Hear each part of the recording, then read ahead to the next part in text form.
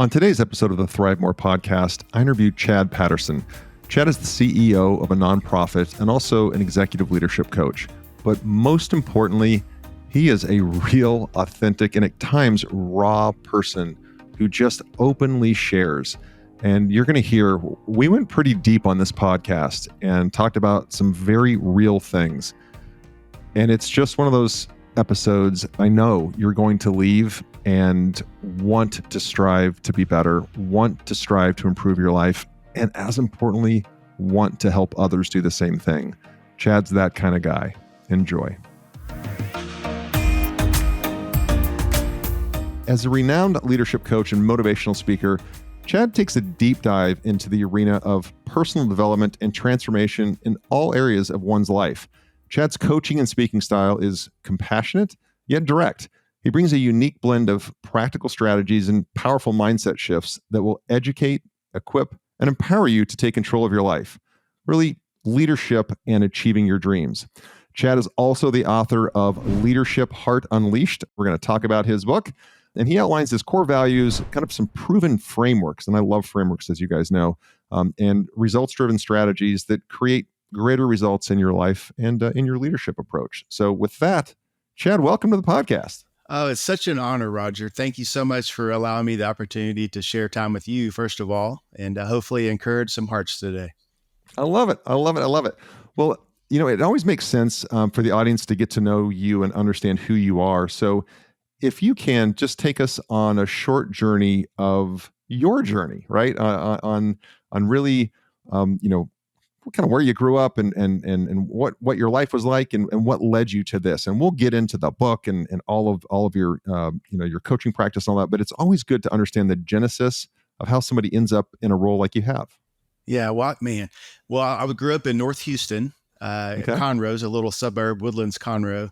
Very blessed to have an incredible mom and dad. My dad was a head football coach most of my childhood, and my mom is a concert pianist. So I've literally grown up with two coaches my whole life. And then when I was 8, Roger, we adopted my sister Julie, who has since passed a couple of years ago. But grew up in a really awesome environment. We were church-going people. We were always at Dad's football games or Mom's concerts. So I grew up in an environment of you could grow, and I had some amazing opportunities to not only develop athletically, but just emotionally. And I actually played the piano till about 5th grade until people called me a sissy. Yeah. Sissy, and that's probably one of my biggest regrets, Roger. I know I can go buy a keyboard, and that's on my list to do. But I just grew up in a very wholesome family. I had grandparents and cousins, and family was our rock. It was our anchor, along with our faith. And after my dream in high school was to be the next Johnny Bench. I'll date myself a little bit. So I was blessed to play baseball. Cincinnati Reds, baby. I know Johnny. Oh, the machine. There you go. Anyway, I was even number 5 at Baylor. It was kind of cool. But anyway, the whole pro baseball thing didn't quite work out. But my calling in high school that I surrendered to was ministry. And so I'd worked with kids and families. That's what I've done my whole career. I've been in multiple nonprofits as a CEO, but all along that time, I've had a hunger for leadership. I saw my dad become a superintendent of schools. My grandfather was an executive with Exxon for almost 50 years. And so I was very blessed to see leadership in action. So I've always had a passion and curiosity about, man, how can I grow and be a leader like my dad and my papa? And that's been underneath a lot of what I've done. And that really launched my career in coaching and leadership training, just because I believe wholeheartedly, Roger, leadership affects everything. Sure. And when I think of the first leader, it's me in the mirror. And so most of my coaching, most of my life has been trying to get that guy in the mirror better in all dimensions of my life. And then just the sacred space of sitting beside another leader and helping them grow and develop into their potential. That's my passion. That's my life's call. And that's what my feet get happy to do when I wake up every day. I can see it in your face. Like that's, it's so clear you have joy for what you do. And that's so important in life. If you don't love waking up to go do what we spend the majority of our waking hours doing, it can be a long day. Right. So it's cool to see that you're doing what you love. Well, thank you. Thank you. Yeah. Thank you.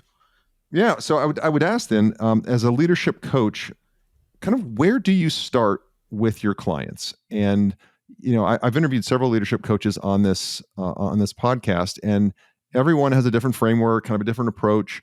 The goals are somewhat similar, but I think it's what makes a coach the right fit for the client is the approach they take, right? And so, like, where do you start?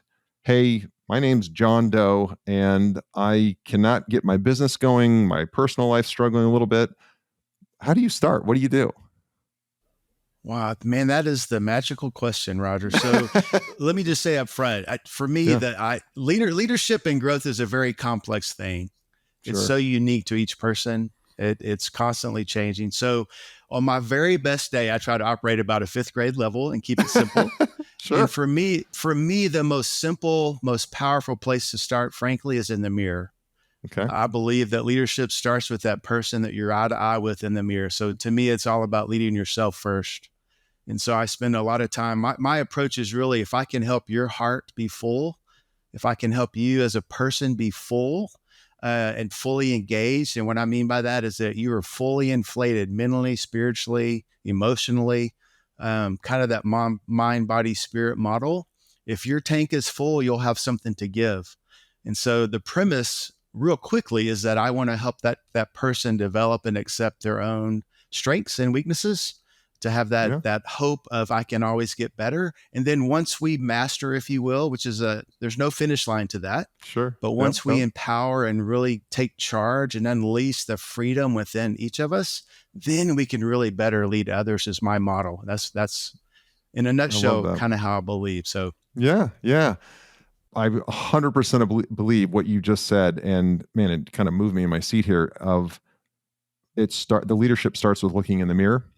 And I think you've said that twice already on this interview, and that's because it's so true and so powerful. And it's challenged me literally sitting in this chair, Chad, to like, am I doing that? Am I doing that? Wow. Well, like, man, it's all worth it. We could stop now. That's that's great. Yeah, that's great. Well, I think it's the question we have to ask, Roger. You know, I heard this example of leadership. I may digress a little bit. Please, and again, please. 5th grade level, right? So leadership starts here. It's kind of the current state. Here's where we are today. But leadership is really about taking yourself, your team, your organization from here to there. And it's rocket science, right? But it's all about current state, future state. And the magic is when we embrace the realities of where we are today, then we have a better idea of the vision and the hope for the future. Then we build those action steps. That's where the magic happens. And so talk is cheap. Leadership and growth is a cheap talk unless it's backed up with really committed actions. And so that's really the framework I really try to instill in myself first, but to empower people to remember current state, future state, and the joy of the journey. We can't forget that, because that there keeps moving, and that's what I love about the word thrive. We're not just trying to live as leaders. We want our people and ourselves to thrive. And so it's that constant pursuit of there. I've recently read some research where this is so prevalent, where you'll hear somebody win a world championship as an athlete, or somebody wins an Academy Award, whatever it is. And the next day they wake up and they're depressed, because their whole life was working towards achieving this thing. And then once you achieve it, oh my gosh, what is my identity now? Because there's more dopamine chasing it than achieving it. And we always think when I achieve, but that's not the case, right? It's the chase and the growth towards that is the joy. That's the ride. I would guess I know we're still getting to know each other. I'm curious, have you experienced that before? Because you've accomplished a lot, you've achieved a lot. So how did you? Sorry, I'm coaching you. Sorry, is that okay? No, well, that's your job. Yeah. Well, it's hard not to do your job. Yeah, I'd love to learn from you. And that, what were some handles, some tools that helped you get through that? Because I think that's you're so pointed about that. A lot of leaders struggle with that at every level. What was your secret sauce to help you move through that? So I don't have a secret sauce, and that's a really good question. But I have found that I have to set another goal, and because every time I'll set a goal, and boy, you know this as well or better than I do. And if you set a goal, you write it down, you put actions behind it. sometimes you don't even have to go back and look at it because your mind knows, okay, here's where we're going. And so I've Right. always written down these life goals and, certain physical fitness and Yep. relationships and financial. And I don't look at them that often, but then I go back and look at them and I've achieved the vast majority. So I keep setting these higher targets. But I'm 53 now, and Chad, I can tell you that I am so much more focused on the journey Yeah. than the achievement of it, because when I've Yeah. achieved these things, I didn't feel fulfilled. I didn't feel fulfilled. And Absolutely. yeah, Well, and man, so I would give you standing ovation for that, because I think that's really, yes, there is a finish line someday. We will breathe our last breath. I get that. And sure. I want to be found a well done, my good and faithful servant. Right. Yeah, But I think the opportunity for us is in the moment, is in the day, is in the journey. That to me is where the joy comes. And I think that's where, as I sit down with leaders as they're struggling about progress and growth, is really, we have to have a target. We have to have a hope. I like to call goals hopes. But the magic is implementation. The magic is in breaking it down to those granular behaviors that really create action. And to me, that's what I get excited about. That's part of the privilege. I love to see that in my own life. I'm kind of the stubborn guy that it's good is not good enough. sure. Excellence is not about enough. That's mediocrity to me. Yep. And so just that spirit of excellence, I think, is that constant burr, if you will, that constant iron sharpening iron, that grind in us that keeps us moving forward. So that's what I feel most passionate about and try to live out every day. So I appreciate your Love it. example of that. Oh, thank you. I love it. So when you have this moment with a new client and you say, okay, it starts with looking in the mirror and let's do that assessment. What Yep. would be the next step that you would take them in, after they have that epiphanal moment of, okay, I'm good at this. I got a lot of work to do here. What does that look like after that? Yeah. There's a real, my first answer to that is that conversation continues to go on. There's not a fixed date to that. Okay. But I like to get to a point, and you've probably heard this technique. Again, this is fifth grade level for most of us. There's a coaching technique or a growth technique. It's called the 3 R's, and it stands for release, reach, remain. And as simple as that is, the complexity is that once we get a handle and say, I'm okay with Chad's strengths and weaknesses, it's really a self-awareness reality, Roger. I don't know about you, but there are people walking around planet Earth who have zero self-awareness. So Met several of them. Yeah. Yeah, and we could probably name some. But I don't want to be that person. I want to have enough self-awareness, not paranoia, but self-awareness that says, here's who Chad is. Here's where I'm strong. Here's where I need help, because I think that's a contagious attitude that we want to instill in our people. But once we have a ground of that, then we can say, okay, what possibly is keeping me from being my best physically or my best mentally? And those are the things that we name and call those the release bucket. And so literally, if you and I were in a coaching session, I would say, okay, look at your right wall, and I want you to use sticky pads. And we're going to name things in Roger's life that may need to be released. And if we just pick the physical dimension, maybe it's just there's certain habits around what you eat, or you're not exercising, or you have self-limiting beliefs or whatever. So the action steps become name those things that are holding you down or back. Name them, call them out, see them, call it what it is. And then you physically turn your chair. Then I would say, okay, Roger, you've named the release wall. It's one thing to release it. Now, what are you going to reach for? Right? You say you don't want that wall anymore. So what? Well, you have to have things you're going to reach for. So then you would literally do a 180. Now you'd look at the left wall and you'd put your back to what? The stuff you're releasing. Yeah. And that is so cheesy. I know. But then you set your hope wall in action. And you fill that sticky pad up on the wall with, oh, I hope to be better, in better shape. I mean, we're at that season of the year where people are going to be setting goals, right? Sure. So you say, I want to be faster, stronger, or whatever. And you name those hopes, those targets. They have to be measurable. I want to lose 50 pounds or whatever. And that becomes the accountability space for me as a coach to walk beside someone in a rhythm of, well, hey guy, hey Roger, how are you doing in relationship to your reach wall?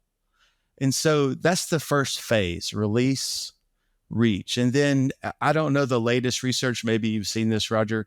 It changes every 30 days, I think, on terms of how long it takes to create a habit, right? Oh, a new habit. Yeah. What is it now? Is it it 21 was, days, 40 days? It was 21, then know. it went to 42. And yeah, exactly. Yeah. Yeah. Somewhere in there. So wherever that is today. Yeah. So part of that journey as a coach, the privilege, that sacred ground of getting behind that curtain with someone is, man, how's it really going? Yeah. You know, and so the focus then becomes making that reach wall, turning those into habits. And that's where it's a behavior change. And that doesn't happen overnight. You know, we still live in an instant gratification world. I am guilty of that myself. But as a coach, I just want to encourage people to trust that process, that journey. The journey of getting there is what we celebrate. Because the good news is, and Roger, you know this as well as anyone on the call, once you achieve new habits, it's a new starting line. Then you from that seat turn and say, oh, now I have a new release wall, because it's that constant pursuit of better. And so that's a very simple framework. I love that. Yeah. What's the third R? Yeah. The last R is remain. Okay. So once you achieve that habit, you say, no longer am I going back. It becomes a non-negotiable. Maybe it's, I'm going to get up every morning at 5:00 and go work out. Yeah. Or I'm going to give up whatever that behavior is. Then you draw the line in the sand and you say, I'm not going backwards, and make that a non-negotiable. Then you have a new here. And so then you start the whole process over. What's your next there?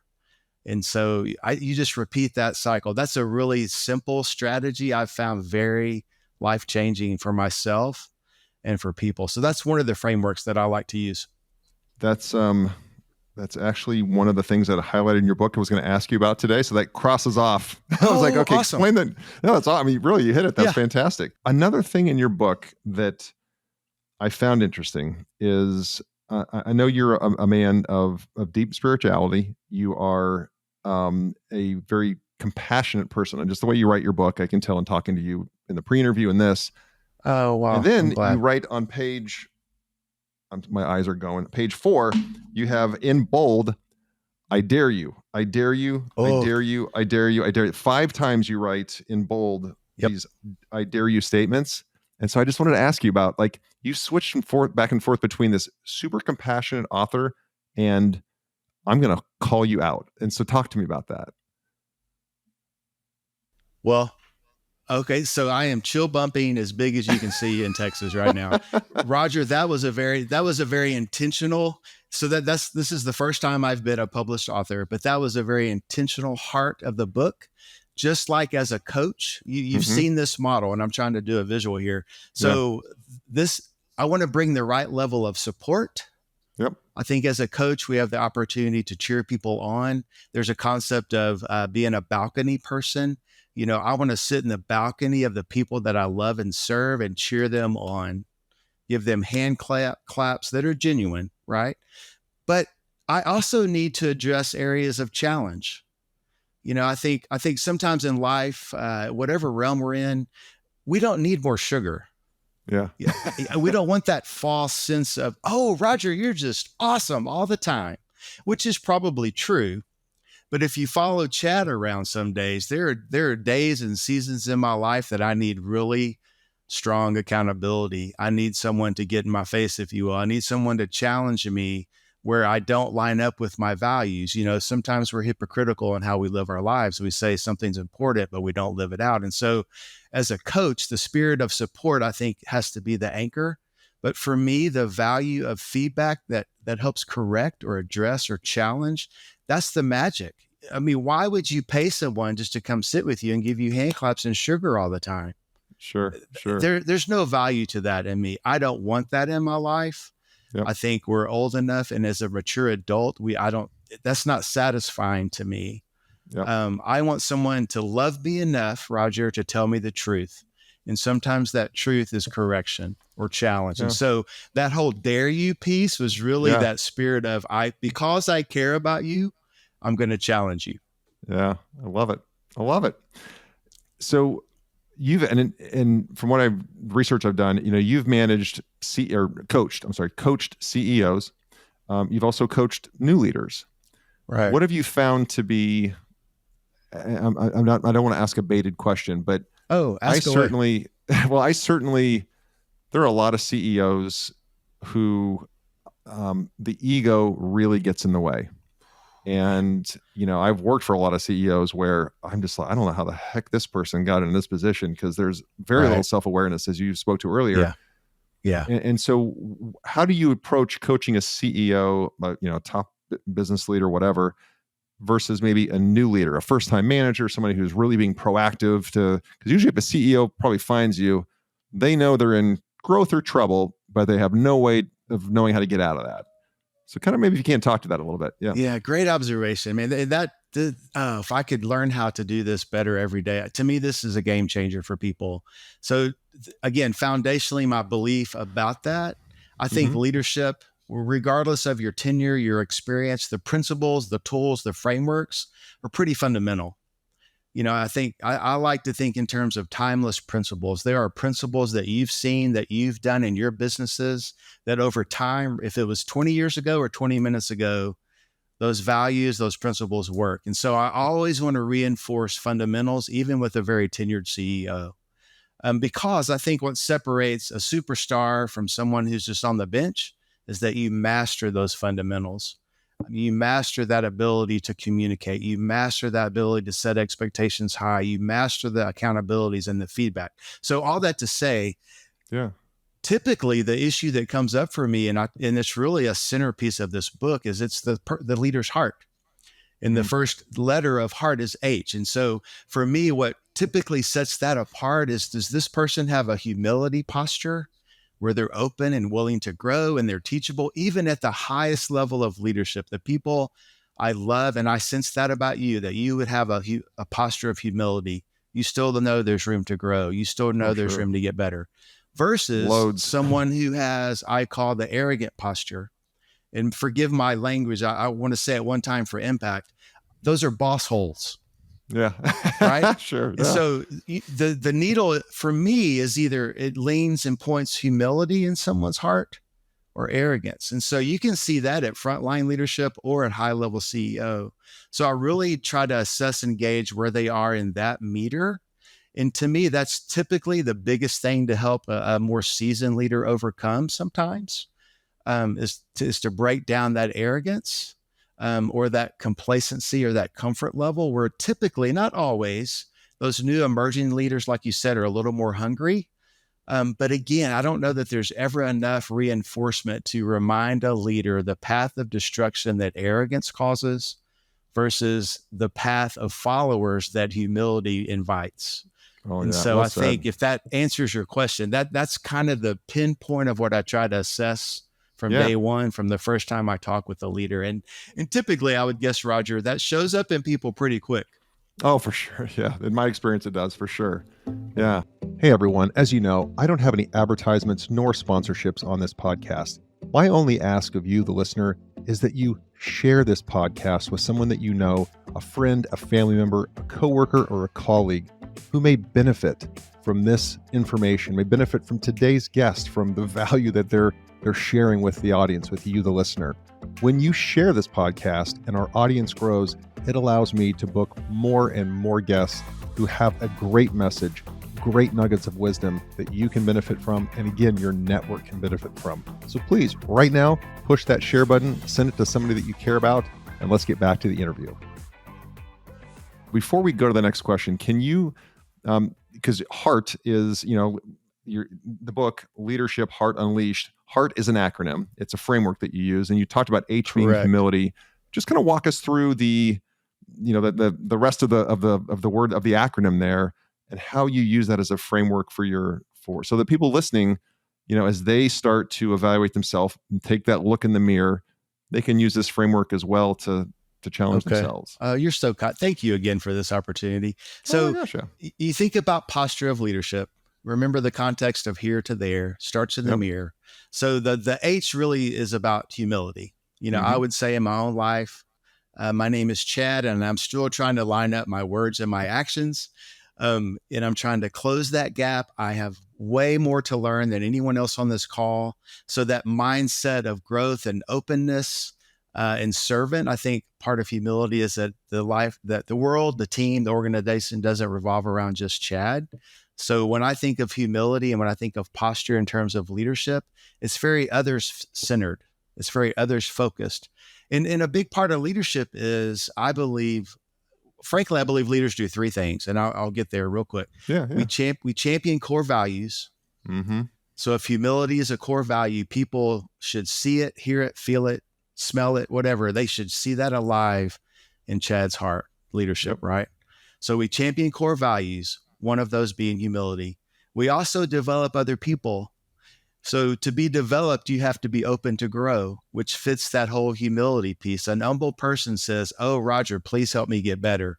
Help me learn from you. I may even bribe you over lunch and breakfast just to learn and soak you up," right? But that's part of that development opportunities that leaders have. So if we do it from a humble posture and we help instill that humility in others, that's where that development can really take off. Because if you bump up against the wall of arrogance, there's not a whole lot of growth that takes place typically. So anyway, and then lastly, we drive results. And so to me, the value of humility says we're about excellence. We're about progress. Good is not good enough. And so I wrap humility with those three drivers of leadership, if that makes sense. The E stands for engagement. There is a wonderful book, and it's close, and I don't remember the author's name. It's called The Power of Full Engagement. So when I think of engagement, are you a cyclist by chance, Roger? Do you cycle at all, or boxing's my thing? You've been on a bike before, right? Of course, yes. So if you think about your tire, typically when you ride a bike, you want your tire to be fully inflated. There's an exercise called the Wheel of Life. Maybe you've done that before. It's actually free on my book website, and we'll reference that later. But it's basically the visual of a tire. And if you slice the tire like a piece of pumpkin pie that you're going to eat next week, or whatever your favorite pie is for Thanksgiving, each slice can represent a dimension of your life. It could be relationships or your financial state or whatever. So you've got those 8 slices. And what it causes you to do is to measure how full, how joyful, how engaged are you in each of those dimensions. And typically the exercise causes you to see sometimes there's some bumps in the tire. And that gives you an opportunity to grow. For example, 2 years ago, I'll try to make this short. It's in the book. My daughter is my strength and fitness coach. And I hadn't seen her in a little while. She had just given birth to a baby that she so graciously gave up for adoption. That's a whole nother love story. But anyway, we went to see her and celebrate with her. Within 30 minutes, Roger, she's like, "Dad, can I tell you something?" I'm like, "Oh man, here comes the love," right? She's like, "Dad, you've really gotten fat." And as much as I wanted to just have a hissy fit and just like slap her, I was like, Jesse, you're right. So long story short, I was not physically engaged at my best. I was overweight. I was tired, and our body affects our performance. I'm such a big proponent of, if you take care of your body, you will see direct results in your life and leadership. So I lost 50 pounds. Now she has me. I'm a competitive power lifter, Roger. I'd never done a deadlift in my life. And so that's a commitment, a new behavior change that I've made in my life to be more fully engaged as a leader. And I feel good. I have energy, spunk, whatever you want to call it. So that's an example. If you look at your life, or maybe spiritually, or maybe relationally, people just feel flat or depressed. I mean, life is hard, and leadership is not easy. No, we've talked a lot on this podcast with different guests about how important physical fitness is. And it's not because I own a fitness franchise. It's because a strong body allows you to have a strong mind. You walk into a room with more confidence. You wake up with more energy. You go to bed with more energy. And when I see what's happening in our country, it actually pains my heart, because I just know how much harder life is when you're not you're not well conditioned. It's, as you said, life is hard enough. Don't add that in. Yeah. Oh, I could name probably 3 to 5 leaders right now that we're already talking about their goals for 2024. And all 5 of them, it has something to do with their physical dimension. Yep. So like your work and your business, thank you for that. You are making life better for people who choose to do that. And so I want to thank you for that. But that's been a huge difference in my life. And so that engagement piece, whatever dimension you're in, it's all about being fully engaged. So you can't pour anything from an empty cup. Again, we've heard these things, but as a man, as a husband, whatever role I'm in, whatever context of leadership I'm in, I want to give. I want to be a pourer. I want to have enough in my cup because I love people and that I serve people as a leader, that I'm giving, I'm pouring, and you cannot do that from an empty space. So the E for engagement really talks about self-care, frankly, and making sure that you're at your very best every day. I love that. All right, before we go to A, you just glossed over something that is like, okay, we need to go back and talk about that. So your daughter gave up a child for adoption. You said it was a beautiful story. If you're comfortable, if you share a little bit about that, it'd be wonderful. I would love to. So her name is Jessie. She's in the book. She is my strength coach. We talk and text every day. I want to grow up to be like her someday. But Jessie very publicly became pregnant out of wedlock, and anyway decided to carry the baby, and found a family friend. It's a beautiful story, and it's an open adoption. My sister Julie was a closed adoption, so we had never experienced an open adoption as a family. And little Campbell is his name, and he lives in South Carolina, and Jessie lives in Texas. But the commitment of both families to be whole and open and surround that little boy, it's very inspiring, Roger. And so it's been a subset of a lot of this too, even the physical part of that. It's been a mental health journey for Jessie. Even within my own life, I've struggled with confidence and things. And so the whole physical dimension, again, causes us to feel better about life. But it's been a really neat platform for her to tell her story. It comes out in her fitness and coaching. She's pushing me to limits I never thought I could have. And so it's nice to have that coach in my life. But it's just a beautiful story of life and love and sacrifice. And it's how can I say this? I don't mean this bad, but in a typical adoption, it's almost like you have the baby, you give it up, and it's kind of, you're done. And you don't have much contact. But this is not a one and done. This is a commitment that for as long as we're living, as long as we are families, we are committed to giving this little guy the most wholesome, loving environment. And you see it kind of as a blended family opportunity in terms of you're adding people, it's bonus people to this little man's life. And so it's really, even in our faith, we oftentimes, but we're so quick to judge people, and my name is Chad and I'm judgmental at times, but this has been a great reminder that we are here to love and serve and walk with people in some of the darkest days of their life. We're not to judge, we're to love. And so it's been a great picture in our family. It's been a very solidifying time in Jessie's life. It's been a huge purpose. And to really celebrate it, she's actually getting married this February. Oh, wow. And nice. Campbell and his family will be a part of the wedding. And so it's a really, she should be on your show, Roger. She's the story. But anyway, I'm very, very thankful for her and proud of her. So thanks for pausing on that. Well, I'm grateful that you shared that, because the world needs more positive things coming out of family versus some of the stuff we're hearing and reading. And I love that. I love it. Well, it's an honor to share that. Thank you. Yeah. Yeah. All right. So now we're on A. Now we're on A, right? For heart. Okay. H-E. Awesome. Now we're on so, attitude. Yeah. Well, attitude. So I love I may butcher this a little bit, but I believe you feel attitude as soon as someone walks into your presence. You oftentimes feel their attitude before they say a word. Yep. And so I think as leaders, it's contagious that we set a good attitude. I'm also a big believer that, again, that person in the mirror helps set the tone. So the attitude I bring into a conversation, a circumstance, that's going to be contagious as well. So I want to make sure that in my own heart, in my own mindset, like this time of year, I've been posting a lot this week on gratitude. And, it's easy to feel thankful around Thanksgiving, but attitude is not a seasonal thing. It's a 365, 24/7, right? And it shows up with us wherever we are. People collide with our attitude every day through our words and our actions. And so I believe what's in here, what's in the heart, no pun intended, it comes out in our behavior. And oftentimes it's a reflection of our attitude. So I go through a step in the book. I even pull some scripture. There's a passage in Matthew about beatitudes, and it just kind of gives some reference on what Jesus taught about attitude. And then I talk about the different mindsets, like I get to versus I have to. And I'm sure you know this with all the employees you have. Sometimes you're a parent at work, right? Sure, and it's like working with children. And you want to remind them that it's a get to every day they come into work. It's a get to. And the difference between get to and have to, you can feel that. Or just the growth mindset, that challenges or opportunities for me to grow.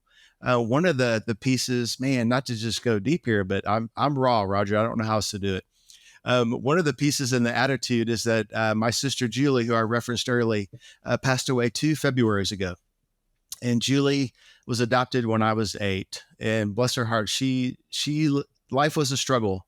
And I applaud my parents for staying so faithful to her, but she passed away. She was 48 and she had lived the streets. She was a heroin addict at times, just a hard life. That's hard, and so anyway, we have walked with her during different seasons. Anyway, when we knew it was her last days, if you will, my wife Liz and I, we're with her physically that last week of her life, and to see the peace on her face, how I don't know. I want to encourage people in this, and maybe you're struggling with, you're about to lose someone or have just lost someone, but I hope someday that I have the attitude and the spirit my sister had when she found out there was nothing else they could do and that she had days to live. And Roger, to see the peace come over her and the attitude, and it was such a stark difference between the Julie that fought every nurse that came in the room, was very angry, was very hostile, was very fearful. We physically saw it change. And so it was a reminder to me how important the attitude of joy is. Sometimes life is incredibly hard. Since you're sharing so openly, I'll share. I've not shared this on this podcast, but this year, my father earlier in this year was diagnosed with a terminal cancer, like some strange, weird cancer. And they said, at best, you've got 6 months to live. And he went to there's it doesn't end this way, but that's how it started. And so he went to, I don't know how many specialists, and they're all like, yep, you're out of luck. This is bad. We'd love to paint a nice picture, but this is like the worst that it can be, yada, yada, yada. I flew down immediately, to be with him and just get time with him. And he's in good health. He's like, I'm the healthiest guy who's dying you'll ever meet, But turns out they, like 3 months into this ordeal, and gosh, I don't know how many oncology appointments and all that stuff, they re-diagnose him with a very curable, treatable, cut it out of your body kind of thing. I mean, where 3 pathologists had missed it. But the point of the story is he was once he found that out, he was kind of, I don't want to say depressed, but he was elated that, he was going to live, but he was in a weird space. And I told my mom, I said, well, what do you expect? Here's a guy who had come to peace.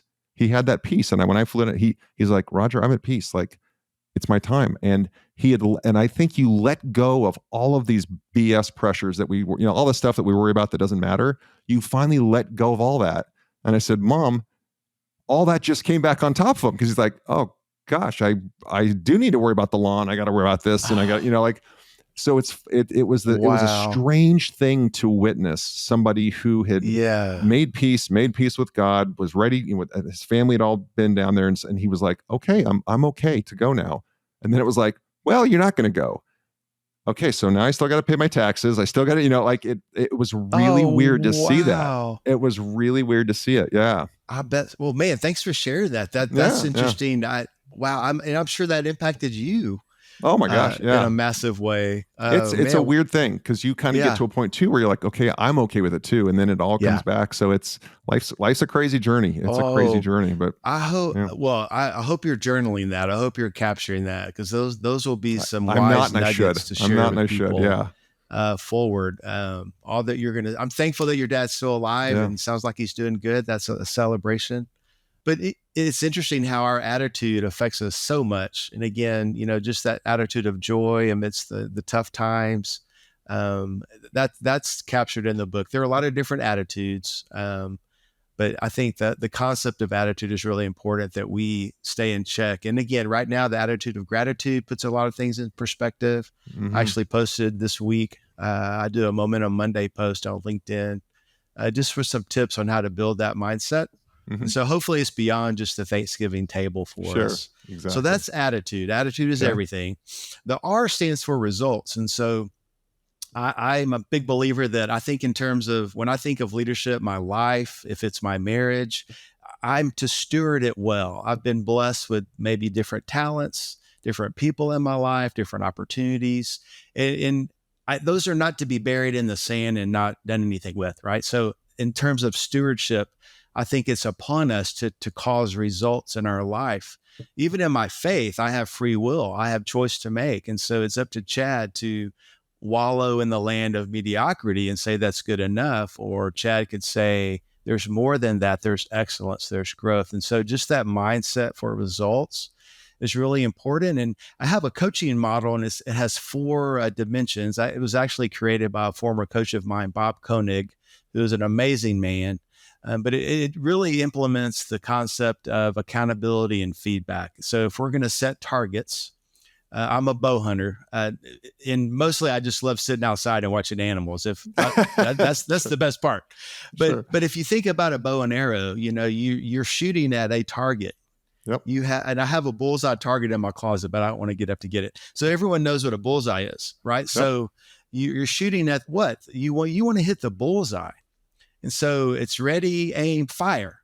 Well, where did your arrow hit?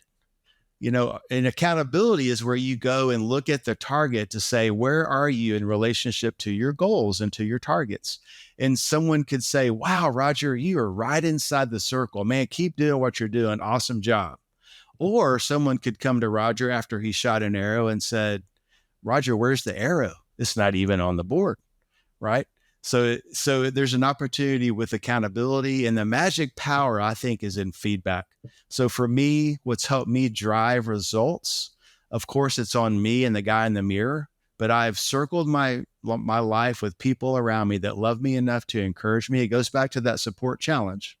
They love me enough to cheer me on, but they love me enough to say, where's your arrow? What can you do differently or better, Chad? And so to me, that's how we really drive results, is that we keep the passion for the hope and a better, that we have built in intentional accountabilities in our life, and that we are open enough and we welcome and receive and embrace feedback. And so that's really kind of the heart of the results section in the book. If it's physical, or if it's boxing, I haven't boxed in a long time. I'm guessing there's certain metrics, if you will. This is kind of a metrics conversation for a CEO in business, or KPIs, however they frame that. You have targets, and you have certain levers you have to pull, behaviors, and you have to constantly know proximity of where you are in relationship to those goals. And it's not a micromanaging opportunity. It's an opportunity to just always measure and know where you are. It's kind of like the scale. If you're on the weight loss kick, it's a pretty quick measurement to stand on the scale and see the results, right? So the heart of that is just knowing that you have a there you're shooting for. It's about progress. It's about accountability, and it's about receiving feedback. And so I think in terms of stewardship, even as a nonprofit CEO the past 20 plus years, it's not enough just for us to have a good heart. And I don't really, no offense to the nonprofit world out there. We're a business. We're in the business of changing lives. It's one of the most important businesses on the planet. So we better be causing results. It's not okay for a nonprofit to live in the red, right? Just like a business. And so when you think in terms of a P&L of your life, You want to always stay in the black. You want to always be growing. What's the saying, Roger? You're either green and growing or ripe and rotting. Yeah. And so results are about growth, about getting better. Then the T, real quickly, is really about today. To seize today. And, like your dad or like my sister, another goosebump opportunity here. All I know is that I have today. I have this hour with you. I really don't have the guarantee for anything else, frankly. And not to sound morbid or cheesy, but today's a gift. And what am I going to do with today, Roger? Being with you today on this call is such a big blessing. Thank you for that. It's an opportunity, hopefully, to encourage people. But what am I going to do with the rest of my day? Am I looking out for ways to make a difference? I want to leave the world a better place. I want that phrase to be said, "Well done, my faithful servant, Chad." I want people to know that when I walk into their life, that there's going to be value added. You think about do people see you walking down towards the hall with the plus sign? Hey, he's going to add value, or the minus sign? Oh man, here comes Chad. So it's about adding value today. It's about the gift and joys of today. So many times I've lived, and I'm guessing you have too. We're always looking at tomorrow or what's coming down the road. And how many moments do we miss today? Roger, I think about just being present. I think about the conversations that we have. I can only imagine at such a high level of ownership and leadership in your life. You've got some big things to think about. But my guess about you is you don't miss the people who walk through your life during the day. That you stop to say, hey, how it's going. I think that's part of the preciousness of today, is that we don't miss those moments. And so that's kind of an acronym of H.E.A.R.T. In a short, compressed time. Thank you for allowing me to share that. So, great. So, a few final questions. One, people who listen to this podcast know I'm an avid reader, and I just consume biographies and business books and self-help. What book have you read? And two caveats. One, it can't be your own book. Can't name your own book. That's cheating. And it can't be a religious text, because that's too obvious, right? So, what book have you read where you set it down and you said, whoa, I will never look at the world the same after reading that book? Yeah, well, there's several. So I would say one of the first cornerstones, I'm a big John Maxwell fan, I'm a certified, anyway, he wrote a book, 21 Irrefutable Laws of Leadership. And it's, again, 5th grade level. I like nuggets. Yeah. Yep. I like principles. And so that's been a classic book in my life, Roger. That's been a book that, regardless of whatever level of leadership someone's in, I find relevance there. And for new leaders, it's maybe some new principles, but for an experienced leader, it's about how do they multiply those within their people. So it's more of an outflow. So 21 Irrefutable Laws of Leadership has been a big book for me. Yeah. There's a book by James Hunter, I believe, is called The Servant. Okay. And it's just about that spirit of being a servant leader. It's probably one of the best servant leadership books. And then the book I mentioned earlier, more of a recent book, The Power of Full Engagement. Maxwell, of course, is a legend. Couple last questions, and these are a little different. And okay, man, they kind of go hand in hand with what we have been talking about, because this conversation's been so real and raw at times.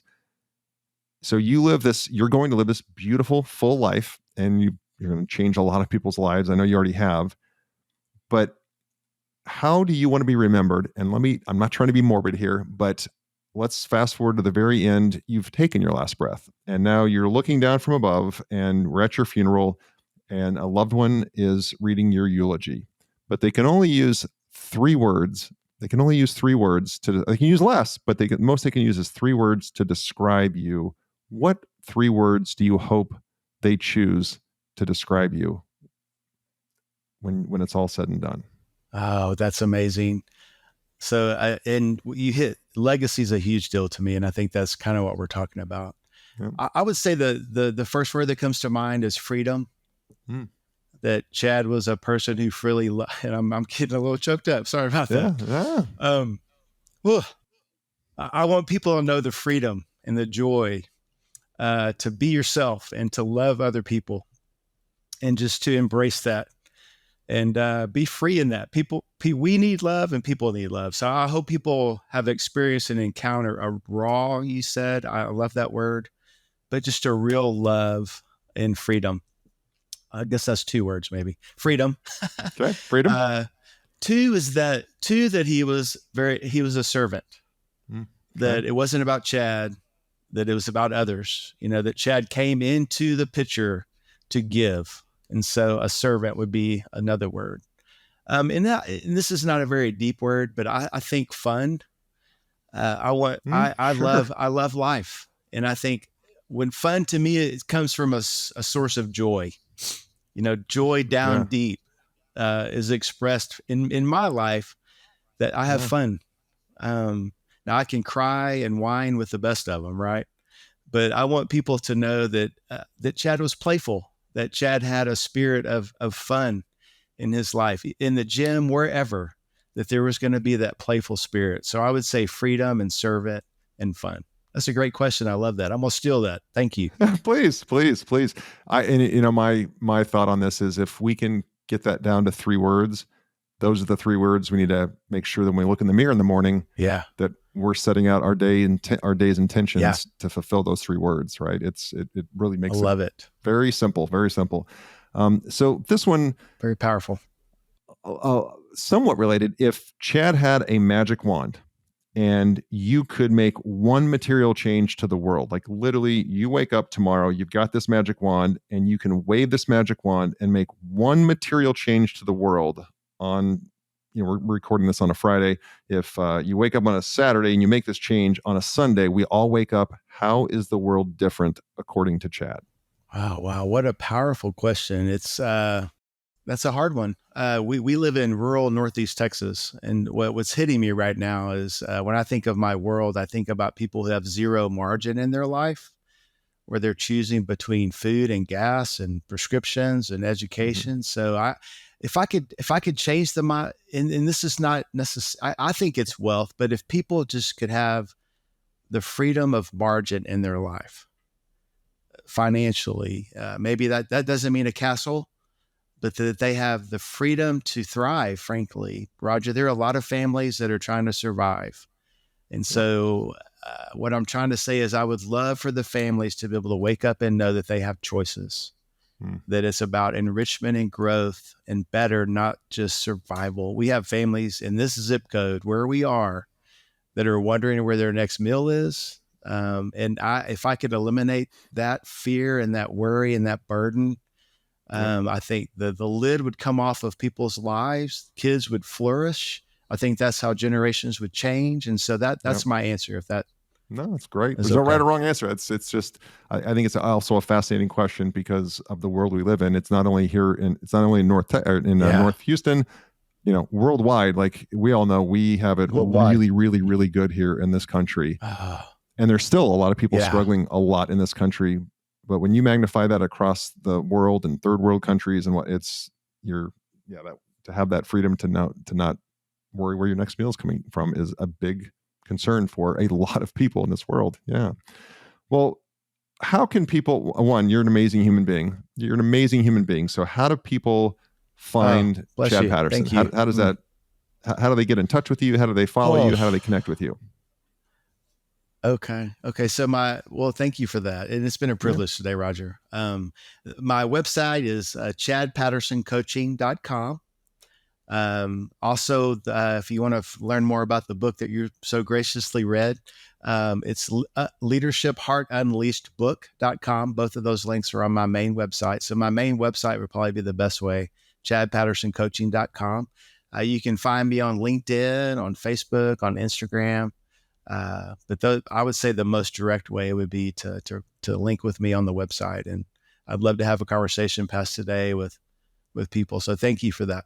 Yeah, we'll put that in the show notes as well. And I noticed in the back of your book too, you've got a QR code there where people can scan it to set up a free coaching call to kind of just find out if there's a good mix. So that's great.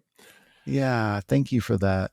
Well, this has been wonderful and real and authentic. And, we talked for just a few minutes before we went live here. And I said, hey, man, let's just have a real conversation. And that's what this was. And I'm so grateful for it. So I appreciate you. And I appreciate you being real. and authentic. Thank you. Well, thank you for making that such an easy thing to do, Roger, because you're one of those people too. And so I appreciate you for that as well. Thank you. You bet. My pleasure. Thank you for tuning in to the ThriveMore podcast. Don't forget to take a look at the show notes for any of the resources that we mentioned during the podcast. And if you haven't already, be sure to hit the subscribe button and turn on your notifications so you have access to the latest and the greatest. You can connect with me on any of the socials at Real Roger Martin. And be sure to check out our website, ThriveMoreBrands.com. There you'll find information on the brands we support and information on franchising. Thanks again for tuning in.